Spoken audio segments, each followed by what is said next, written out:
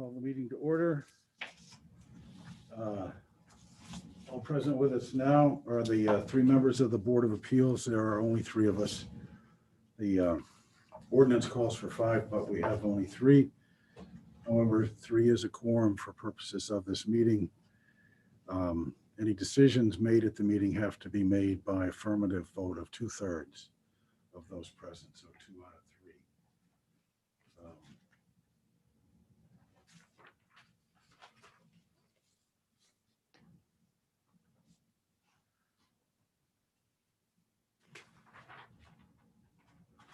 All right, so who do we have here in attendance, please?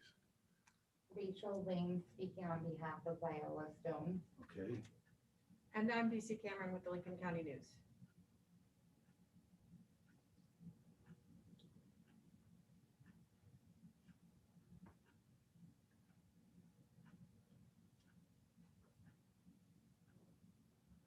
Hi, Stan Walsh, the code officer. very good. You're recording this, right? I am recording. Great, this. okay. And we have someone on Zoom named Josh who showed up, but I don't know who that is. That would be Viola's grandson.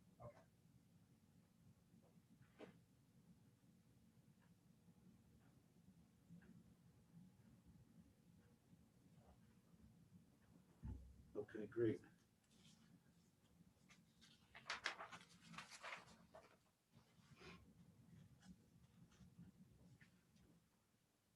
Do you have evidence, or have you given Max evidence of your authority to speak on behalf of your mother-in-law? Okay, great. Thank you.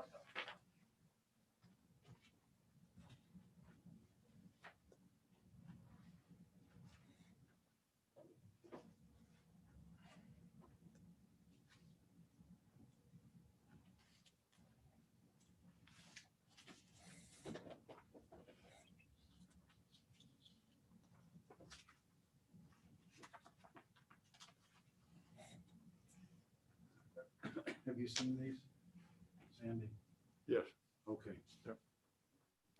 Natasha, what we have here is three documents.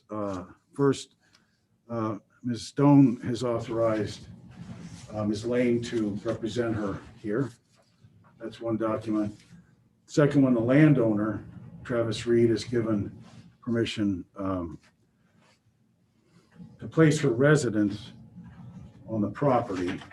I don't think he's necessarily giving her authority to speak on his behalf. Since he's the landowner, that remains an issue for the board to review. And we also have some form of written document from Wayne Silva indicating that the model trailer that he sold to Mrs. Stone is 40 feet long and 8 feet 4 inches wide. Okay, thank you. Welcome.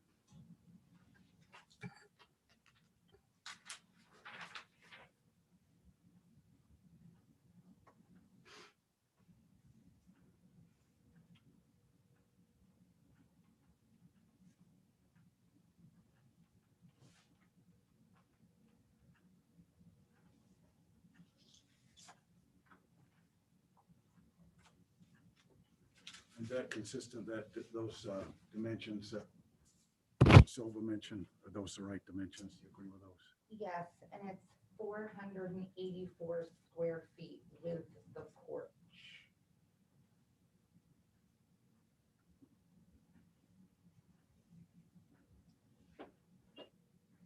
Okay.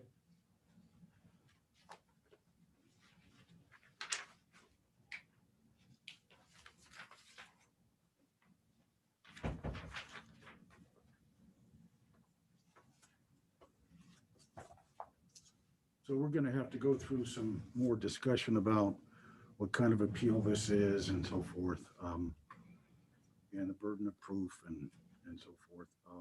But why don't I do this first, and just have you explain to the board, just tell us whatever you want to tell us about it. You can repeat what's in the application that you made. You can add to it. Okay. All right, that'd be great. All right, so I'm not essentially arguing the 750 square foot ordinance. I'm essentially asking for an exception to that rule because she lost everything in the fire. I mean, she's almost 80 years old. She has nothing else, nowhere else to go. It is perfectly safe. She's not going to have a wood stove. She's going to be having a furnace, which is in place. She has running water. She can flush toilets, cook, all of that. We're also going to be putting in a monitor heater, so it's safer as well for a second source of heat. They will be putting in new windows for winter time, double pane windows. We're going to insulate the bottom, skirt all around it, finish cleaning up the property, the metal, the burn, the rest of the burn and the brush. We are going to be taking the little outbuilding that's beside it and going through all of that so that that can be organized and propped up so it's not, tipped sideways like it is now. So it's neat and tidy and everything. There's the well, the septic. I personally, along with other people, think that it's better than what she had prior. And she's spent a total between cleanup for that and other things to fix around. And then the electric, which CMP has already not signed off on, but they looked at the box, they approved it, put their tag on there, just waiting to hook up electricity to see what happens here.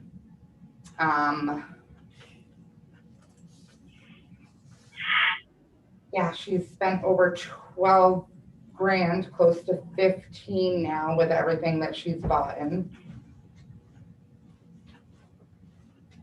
The GoFundMe has been diminished. She literally has nothing. She's been evicted from where she's at now. And I mean, we're not asking for you to just be like, okay, but I have seen numerous, as we're calling it, travel campers, travel trailers, whatever the term you used was, around the town of Waldoboro throughout the winter that I've seen people living in that don't have running water, don't have heat, don't have the plumbing, everything else like that. Dutch Neck. I mean, some are on 32, Lady Slipper Lane. They're all over the place. It's just, she wants to be home. That's where she's lived for 15 years. And we're essentially asking for an exception to that 750 square foot rule because she has nothing. She has nowhere to go. And if you ask us to make adjustments to it, we can make those adjustments.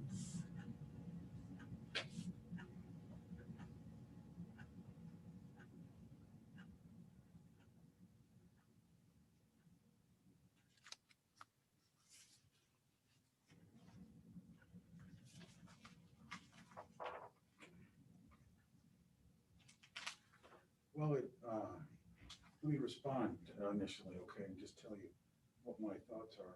It doesn't sound, and I do not want to put words in your mouth, so correct me if I'm wrong, but it doesn't sound like you're appealing the action or inaction of the CEO. It sounds like what you said, and I think I heard you say that you recognize that that's the current standards, Correct. and you're asking for some exception in this case. Yes.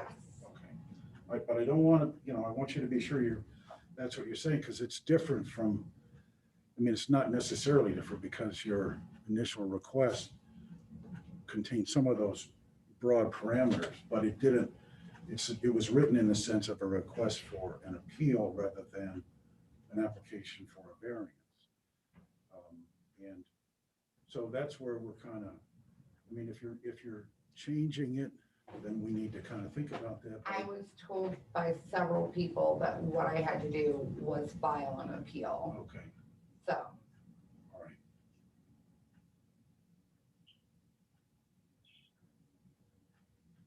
Well, so let's see, let's go to the next level of detail and talk to you and mention to for the benefit of those at the hearing, the areas of jurisdiction that we have, because we can't, we're very limited in terms of what our jurisdiction is. We don't have the same broad jurisdiction a court might have or other kinds of, we have only what the ordinance gives us based upon what the statute gave the town the authority to grant.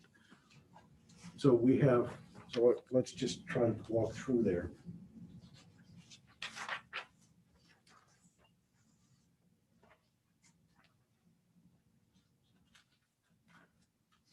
And we'll see here.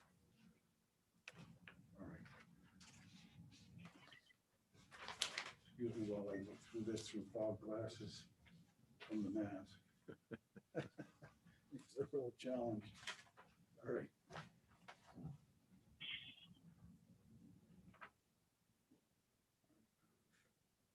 I have a lot of factual questions, but I want to get down to the exact areas that you want to look at, that we have jurisdiction, just so you know.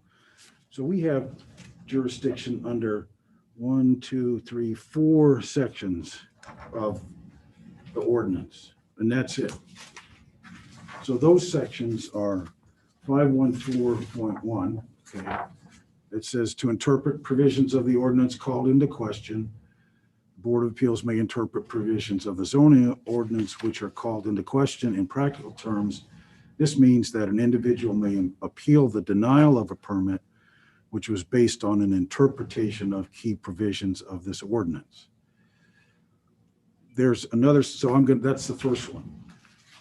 The second one is 5.1.4.2, which says the Board of Appeals has the authority to hear appeals in the administration of this ordinance in order to determine if the code enforcement officer or the planning board erred in granting or denying a permit. An applicant who's denied a permit may appeal. If the Board of Appeals finds the code enforcement officer acted in error, it should order the error to be corrected. The Board of Appeals has no authority to take the action of the code enforcement officer or force him or her to comply. If the code enforcement officer ignores the order of the Board of Appeals, the appellant can then take court action to force compliance. Okay. So the first one says to interpret provisions. So I don't want to get you confused by reading all of them at once. So the first one is about interpreting provisions called into question. And then it goes on to say that in practical terms, this means that an individual may appeal the denial of a permit, okay, which was based on an interpretation of a key provision of the ordinance. So that's what we're doing there. The second one talks about a similar thing. The authority to hear appeals, administration of the order in order to determine if the code enforcement officer erred in granting or denying a permit. So that's first two deal with permits. Now the third one. To hear and decide administrative appeals on an appellate basis where it is alleged that there is an error in any order, requirement, decision, or determination made by or failure to act by the planning board, the administration of this ordinance, and to hear and decide administrative appeals on a de novo basis where it is alleged by an aggrieved party that there is any error in any order, requirement, decision, or determination made by or failure to act by the code enforcement officer in his or her review of an action on a permit application under this ordinance. So we now have permit. This appeal authority is focused on was the permit wrongfully held or denied? Mhm. All right. The fourth one says to hear and decide appeals where it is alleged that there is an error in any order, requirement, decision, or determination made by or failure to act by the code enforcement officer or planning board in the administration of the ordinance. That's a little broader right now. So it's not just says, doesn't just say permit, it says in the administration of the ordinance. However, then it goes on to say, the jurisdiction shall be limited to hearing requests for interpreting the meaning of terms which are called into question, and to hearing a request to determine if the code enforcement officer or planning board acted in accordance with the procedures of this ordinance. The Board of Appeals shall not have the authority to substitute its judgment for that of the code enforcement officer or planning board with respect to any of the standards of the ordinance. So that again says, even though we have this authority to hear and decide appeals where it is alleged that there is an error in any order, requirement, decision, or determination made or failure to act by the code enforcement officer or planning board in the administration of the ordinance, then it says that's limited by interpreting the meaning of the terms which are called into question, if you have some terms that you want to call into question. So that's the first thing we don't want to ask you. And then the second is to determine if the code enforcement officer, in this case, acted in accordance with the procedures of the ordinance. So in any of those, are you, it's not totally clear from your written presentation, but it sounded like in what you were testifying to that you weren't really questioning the denial or the granting of a permit. You were sort of saying, but I don't want to put words in your mouth. I'm just trying to ask if that's what, are you appealing that? So I'm essentially appealing the fact that pretty much she's not allowed to live there because it's under 750 square feet. But asking for an exception to that because she has nowhere to go. Right. It's so much safer, cleaner, better for her in the place that is on the property now. She's lived there for 14 years. She's currently living in her car because she has nowhere. She's lived in this town since she came up from Massachusetts. She lost her sister a couple months before the fire. She lost Reggie. She literally has nobody. She just wants to be home. Okay. Was there a permit? Did she or the owner of the property request a permit for the placement of the manufactured housing on the A property? building permit? Yes. No, because we did not know that we had to have a building permit because essentially we're not building anything. We built the porch. We transported the park model. It's a park model, not a trailer, but they also consider it a manufactured home. We didn't essentially build anything. And who installed the trailer? What? Who installed the trailer? On the gravel pad and Yeah, everything? Yeah, Her grandson. okay. And then it's been me, his wife, my kids and their kids helping clean up and do everything. We've had no help from anybody. So if you, it would be my thought, and I believe that I'd like to get the other board members' opinion on this. It'd be my thought that since the permit was not requested either by you or by the owner of the property, that you're not challenging the CEO's granting or denying the permit because you never gave them a chance to grant or deny it. Correct. Okay. Now, Sandy, what are your thoughts on that? I agree. I mean, I think that I would view this as a pro forma application for a building permit, knowing that it won't be issued, and then seeking a variance from the requirements for the installation of this residence. Okay.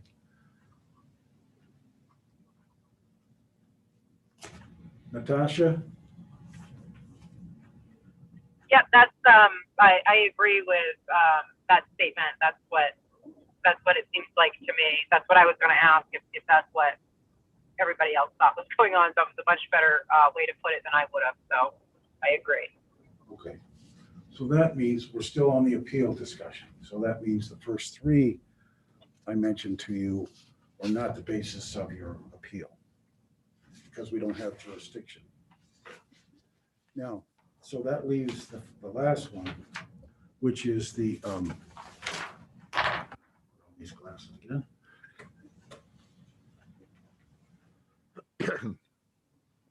To determine whether there was an error basically in the administration of the ordinance and then and that would be limited to interpreting the meaning of terms.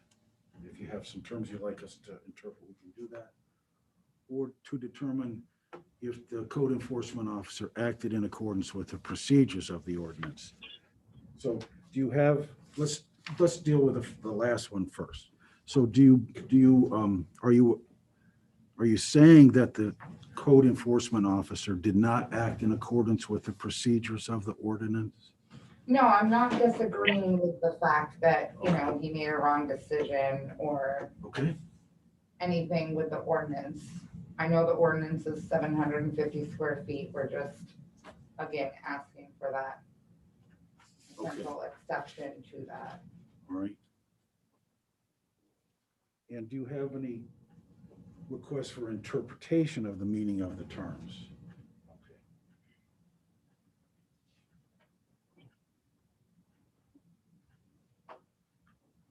So that's the last area of jurisdiction we have in terms of the appeal.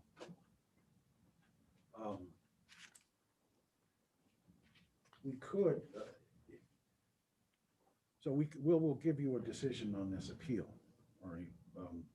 And we can discuss it now, but basically, to summarize what you said is, you're not alleging that the CEO improperly denied the permit, particularly since it wasn't requested. Right. And you're not questioning any terms of the ordinance. And you're not suggesting that the CEO acted other than in accordance with the procedures of the ordinance. Correct. So so do we want to I think we should take a vote now on about the jurisdiction of this board in those cases. And I don't think we have jurisdiction for the facts that you've said. But I want to hear Natasha and Sandy. I'm sorry, Do you think we have jurisdiction on any of these cases? well, if we treat this as a pro forma application for variance, Well, but I don't want to get to the variance yet. Oh, I'm okay. just on the straight appeal. I want to make sure we deal with that first, then we can go to whether or not a variance is the right way to go. I don't, if this is an appeal from the CEO's non-signature of the Form 1190, I don't see that there's any basis for an appeal. All right, and then let me list the other ones that I inferred from. So there was the not granting or denying the permit. Then there was not signing the 1090. And then the other possibility that wasn't mentioned was the letter to the landowner. But we don't have jurisdiction over that letter because that's an enforcement letter. So that the statute specifically pulls that out of our jurisdiction. So on the appeals part, we'll do this variance issue in a second. But on the appeals part, Natasha, do you have any? No, I don't hear any issue on appeal. That's not, I agree. I don't hear any issue that's been brought up that's being appealed. It seems like there's an understanding that everything's gone correctly thus far, but there's there's a request for an exception, which I would just imagine would be called a variance, for our purposes.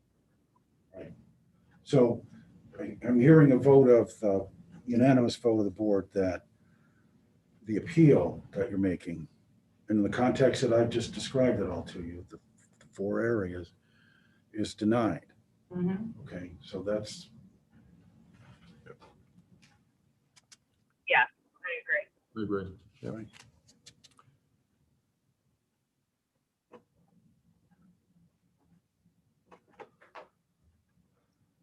Mr. CEO, I don't think we need to keep you. Okay.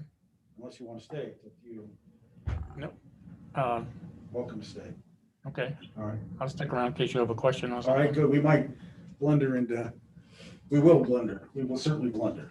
All right, now let's just see if we got, I don't even know. Since you mentioned the variance and it feels like a variance, do you have any ideas about where this might be located in the variance? Because that's pretty tough stuff. When I say tough, they let us do variances, but they prescribe those too. And so they have setback variances and they have this and that. And it may be that people told you the appeal was the best route because they didn't think you would succeed on the variance. But so I'm just gonna kind of call that up here.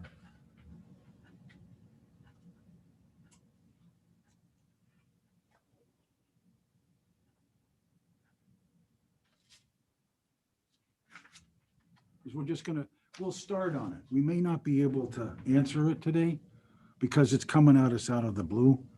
But let's see if we can make any initial headway. I think that's, where is that, 5-4 somewhere? Page 5-4, yes. Okay.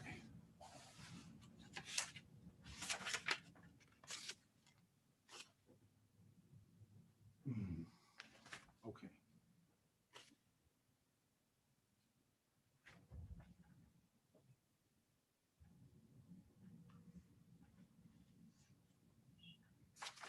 Five, four, okay.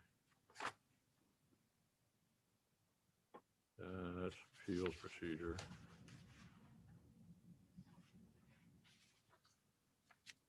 That's the trouble with the computer. You can't just flip the page.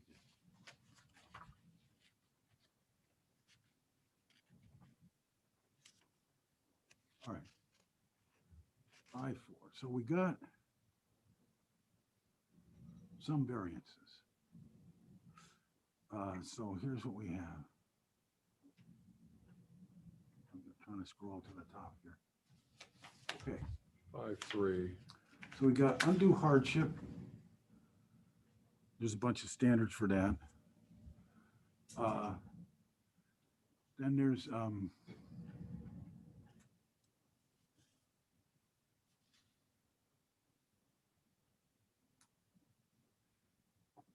setback standards for single-family dwellings. See how that's setback? It doesn't really talk about a lot of other things. It's like setback. Mhm. Okay, so we got undue hardship, setback standards for single-family dwellings. And you guys jump in if I've missed something. Floodplain management.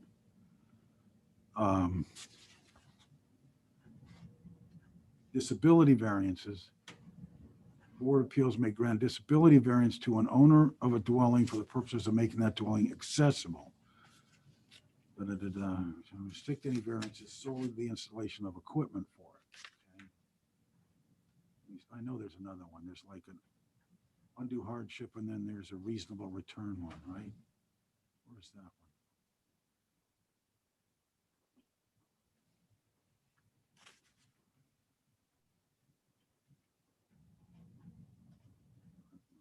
Appeals.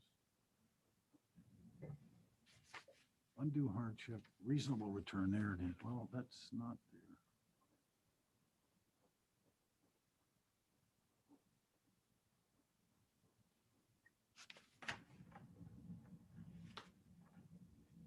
everyone. I hate to interrupt, but just to interject for a moment, I'm just getting into Waldoboro.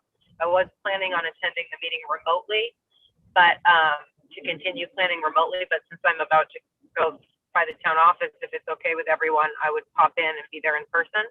Is that all right? Is there space for me? Okay.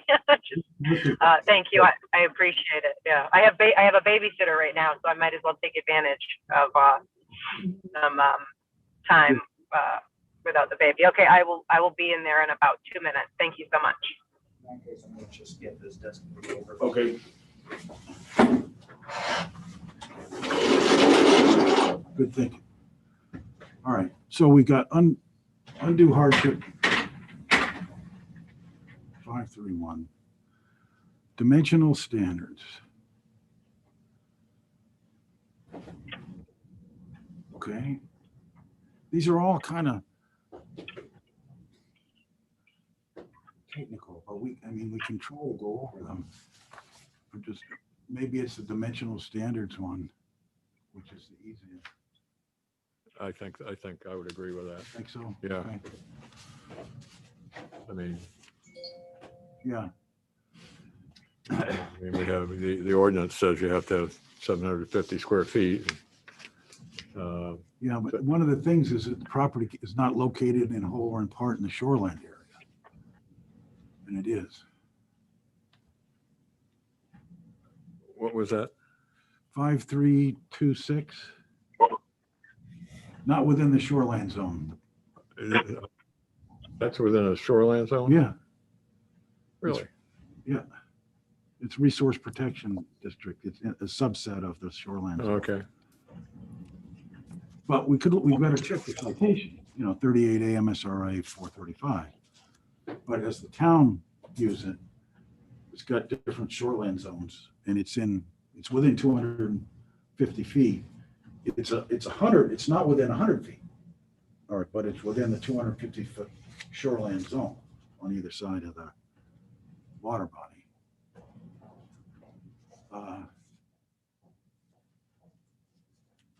Is that because it's in a swale or a lowland? There's a stream that runs right Okay, back stream, there okay. through the farm and, Yeah,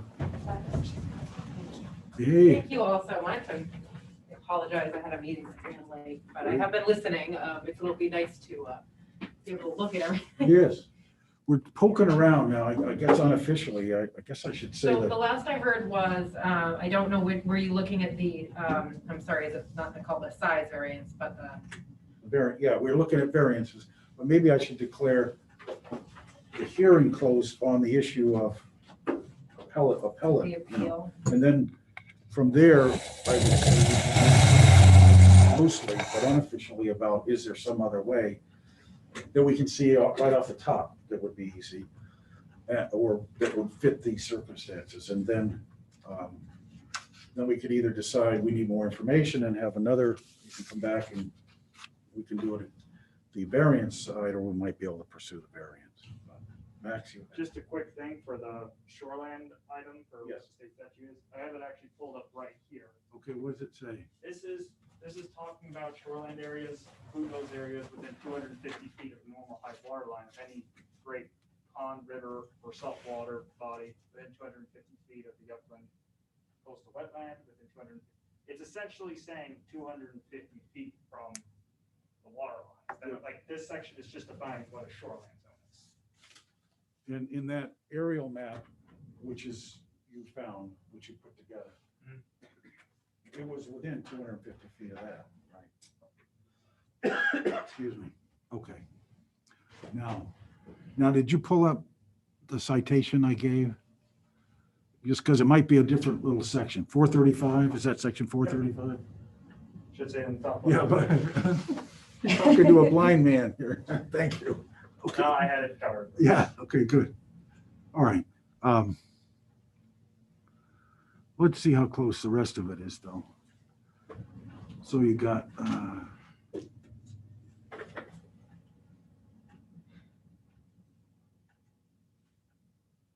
variance. So the first one was undue hardship.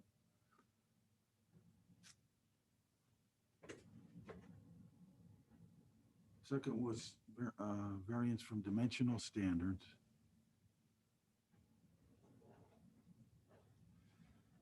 Third one is variance from setback requirements for single-family dwellings.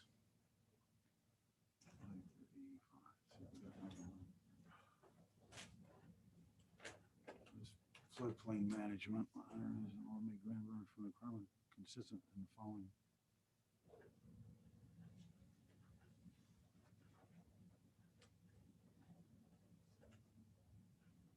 Is that in the floodplain? Is there property in the floodplain management district? I can get that pulled together.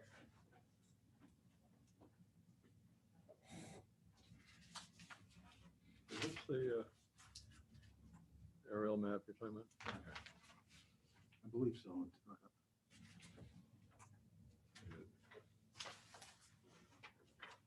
I remember in color, let's see.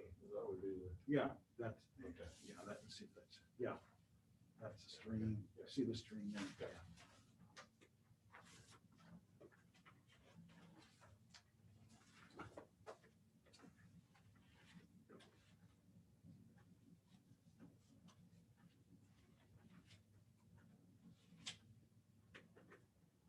Well, I have a question then. Good. Is the 750-foot footprint a dimensional standard? Or is the dimensional standard relate to distance from the,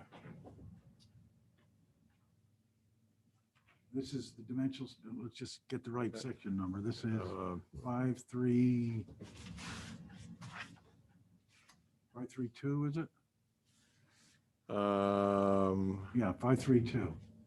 532, yeah. Okay. Let me just see if there's a definition for dimensional standards in here.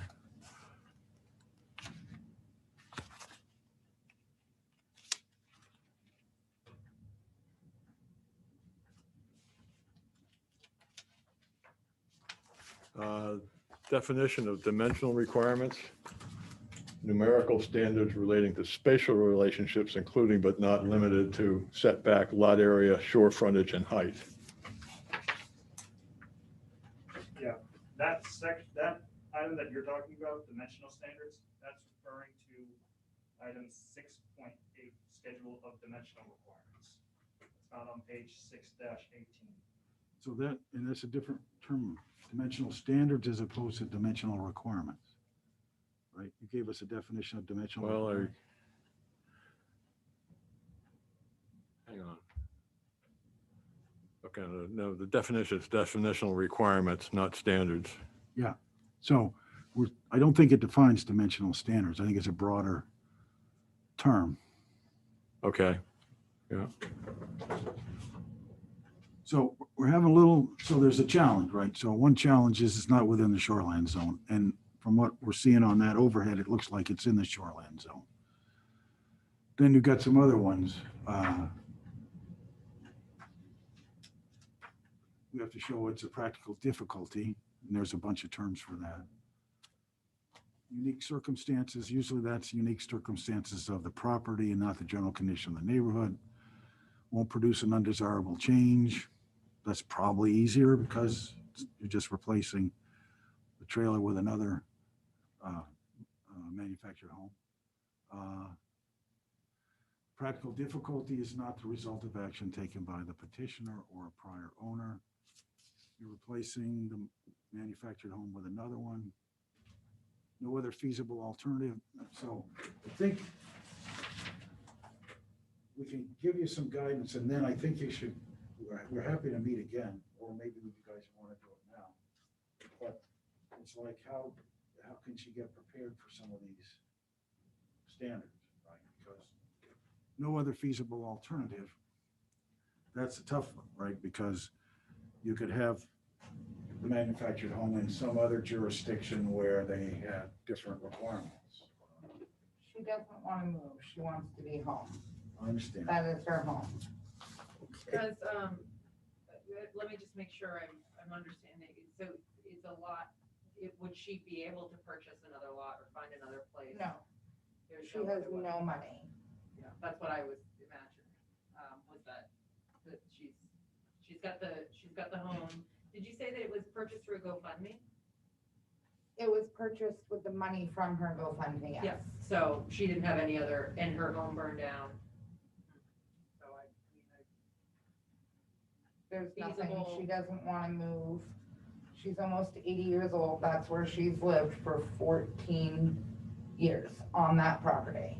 if she did want to, I think, I mean, for me, I guess part of the analysis would be, even if she did want to move, what would her, I mean, and I'm not saying she does, I'm just saying, like, let's say a feasible alternative, would she have, she wouldn't be able to buy a lot.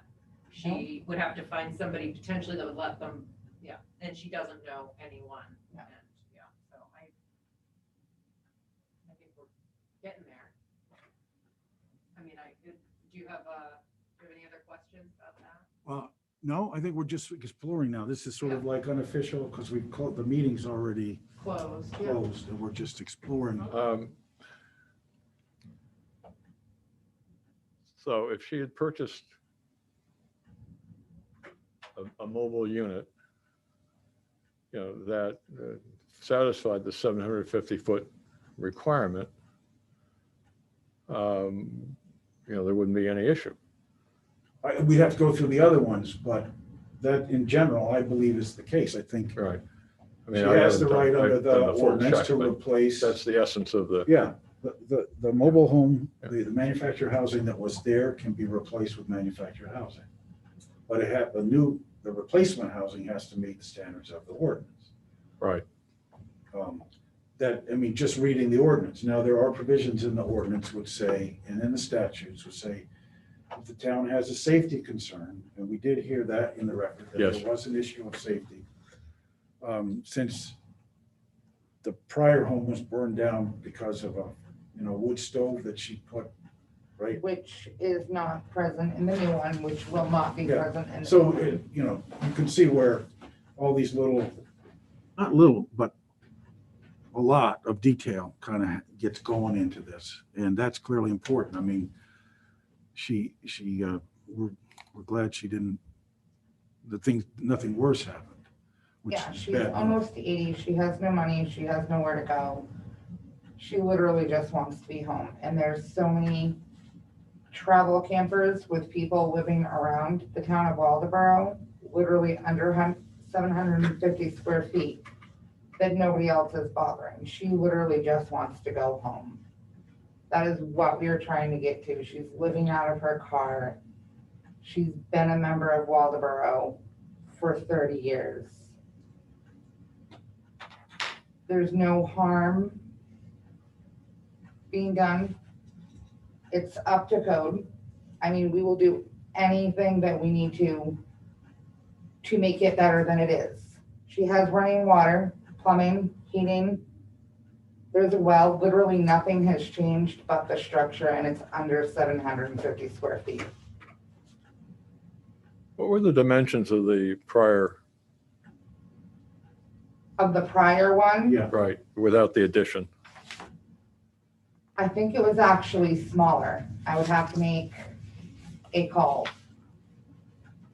or send a text message to get the exact.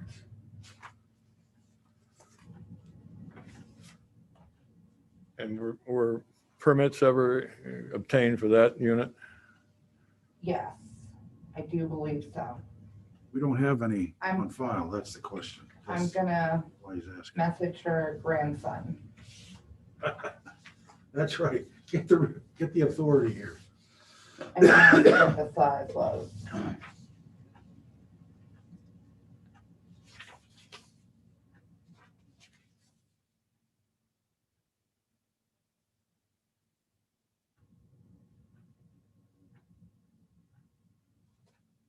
I can get that information if you want it. Okay. I'll pull a property card for you. Oh, thank you. That would be great. Good thing you stayed. Yes. He knew. He's a professional. Says these amateurs. He says this is gonna be long. That's right. Stay.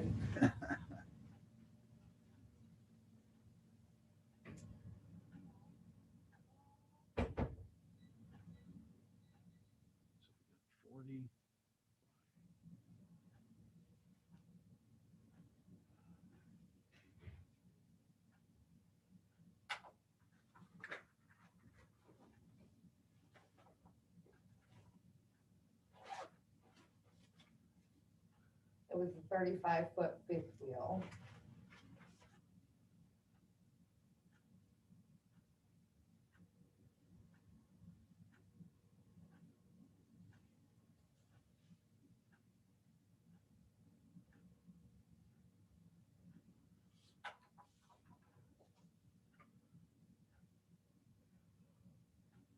When did the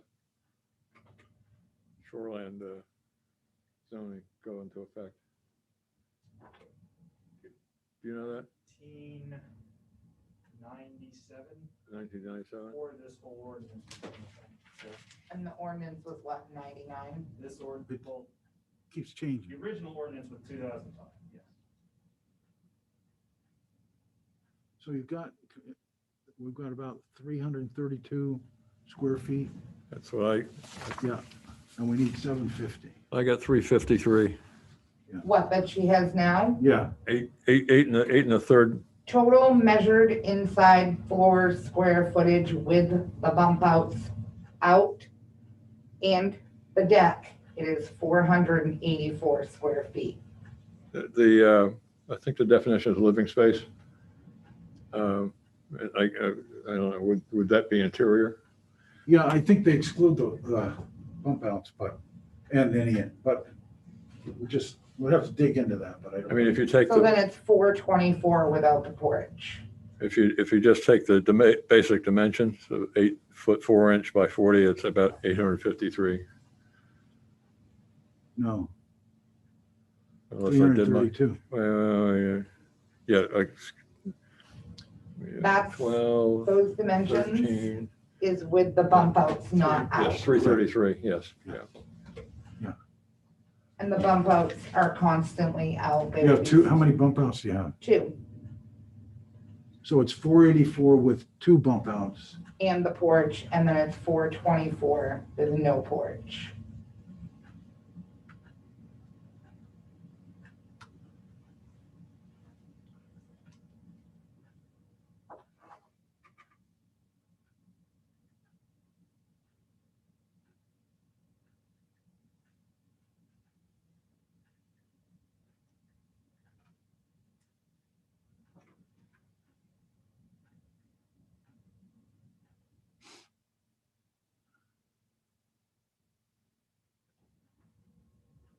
So what did you say the dimensions of the prior unit were?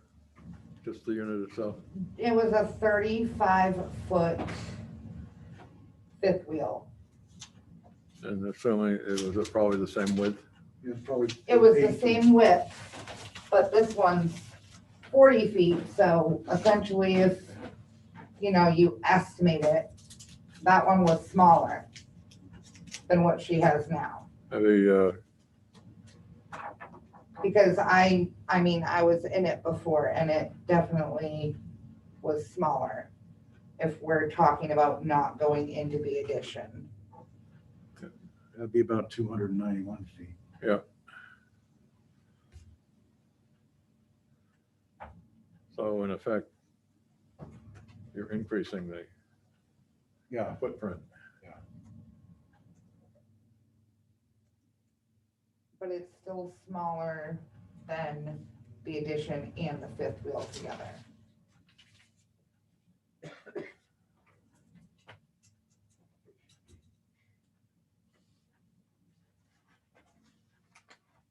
Well,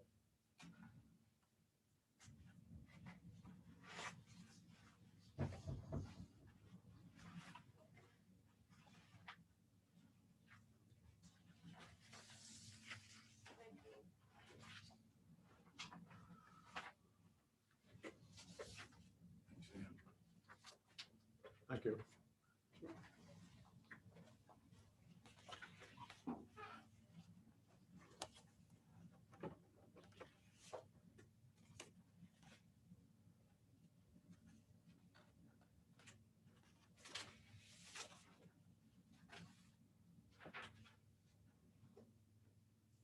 35 by 8, yeah, plus 28 by 8.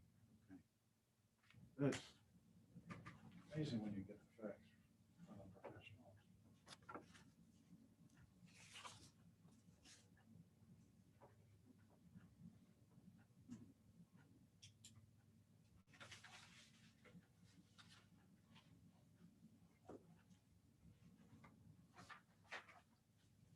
And do I understand that the new unit is basically on the same location as the, It is, it's moved over maybe 3 feet max.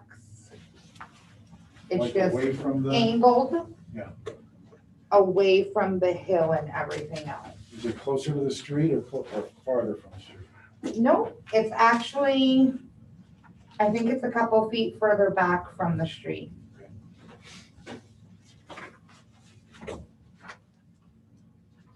It's just angled differently rather than right back up to the hill.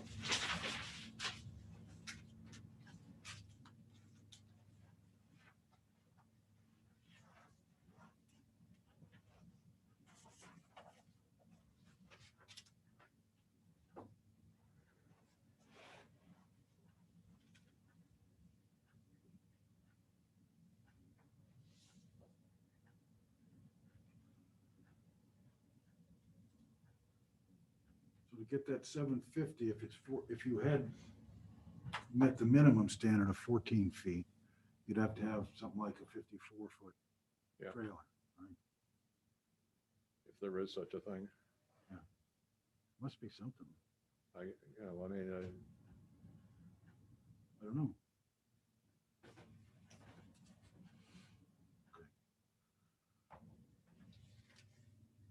well, there must be units of that size if that's the standard the town adopted. Yeah. back when. How big are those, like, mobile homes you see on the double wides and stuff? How long are those usually? Are they all kinds of lengths, or there's usually a common length for those double wides? A double wide? Yeah, just starting with that. Seems like they all look like they're the same length. Yeah, they're Right. pretty close. Yeah. Well, some are 32 and some are 40, and Okay. they're 26 feet wide usually. When you count both sides, the double wide, right? Yes. So are there single wide trailers that are as long as 54 feet? I think the smallest one now starts around 60, Wow. and they may start at 55. Okay, But they go up to 16 by 72, I think is what you can get now for a big one. yeah. But the smallest is around 54, 50, 55, 60. Okay, wow. And I'm not really sure the smallest number. Yeah. And I'm just trying to get a feel because we're trying to find some approach to this.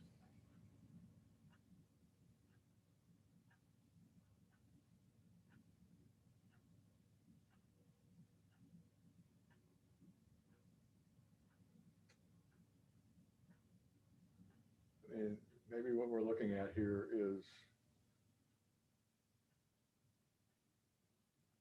replacing a non-conforming unit with with another unit that is less non-conforming.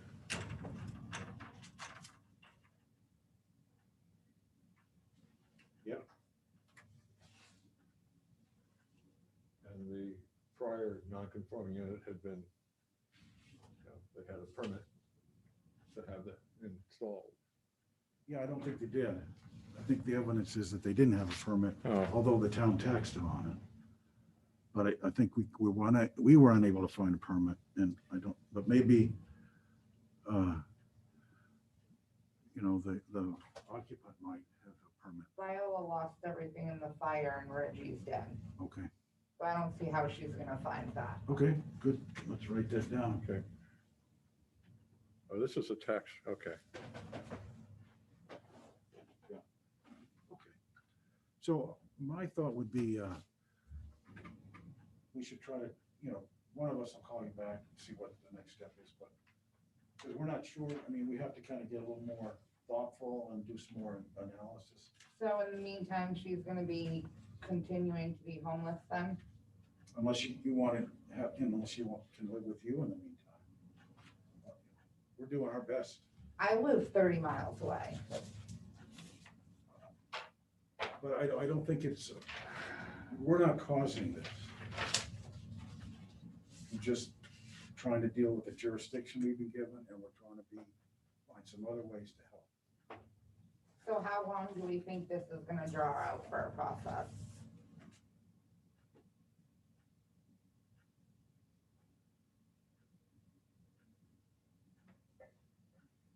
And I'm not trying to be rude, she's my mother-in-law and she literally has nowhere to go. I don't have, I'm not sure that I'm responding to your question, but it's gonna take us, we have to get together and see if there's, if we see any possibility in the town. And it's not our job even to do that, so. So whose job is that? I can't, I'm trying to remember. It would be to, you know, where I would go is through DHHS. Have you spoken to anyone at DHHS? Yeah, they're no help. You know how, yeah, that's what they sometimes do is it's called a BRAP Yeah, voucher. she doesn't Yeah, she doesn't, okay. want to, she wants to be home. She spent the money that she earned from the GoFundMe after she lost everything, her pets, everything she's ever owned, baby pictures of her kids. There's so many trailers around this town that don't even meet standards. And yet she's being given a hard time because it's under 750 square feet and she just wants to be home. That is her home. It's a horrible situation and I'm really sorry and unfortunately, I don't think, we're, the Board of Appeals and we don't have the powers to just make it right, unfortunately, but we are gonna try to do what we can within our Do power. do I need to go to the state level? What do I need to do To get a variance. so she can go home? Well, I think that what we would do is see if there's anything that we can do to make this work. After that, I do think that the appeal of if we were to make a decision that, if we were to say that we can't grant the variance, I believe the next step, and I could be wrong, but I believe the appeal of us would be to Superior Court. Yes, and you can appeal this decision, we have to put it out, but you can take that to Superior Court if you want. But we would work on seeing what we can do and having another meeting. When's the soonest we can have another meeting? Can it only be every third? No, it could be any time, but I think we need to Yeah. do a little more homework first and so Yeah, that we understand the various options in our limits and if we can help or not. We certainly would Yeah. like to. What I think is the best thing for us to do would be to give you a correct answer as to what we can do. But I'm happy to come back as soon as it's at 6:30, so I'm typically able to be here anytime. I hate to think of an 80-year-old woman living in her car. Would she be willing to go to a hotel or She doesn't anything? have money for any of that. And I think so, and that's what I think with DHHS, that was my understanding, is that I used to have clients that would be put up in like the trade wind or something for a small amount of time. And I don't wanna, I don't really remember the process, but I did have a number of clients who were homeless and would be put up temporarily, and I understand that's not what she wants. It seems like a better option than living in her car.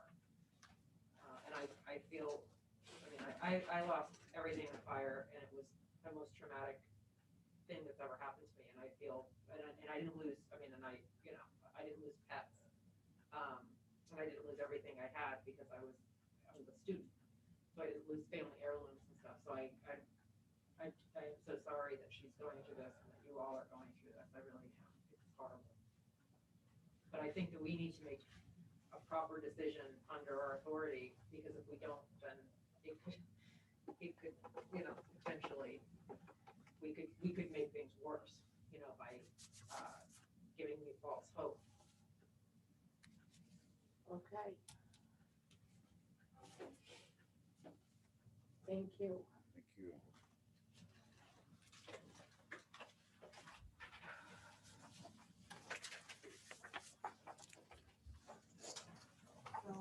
We'll get information that we need. So can you turn off the video now that we're Or Maybe it's maybe we been- adjourn. Meeting adjourned? Yeah, it's been adjourned since we made the decision.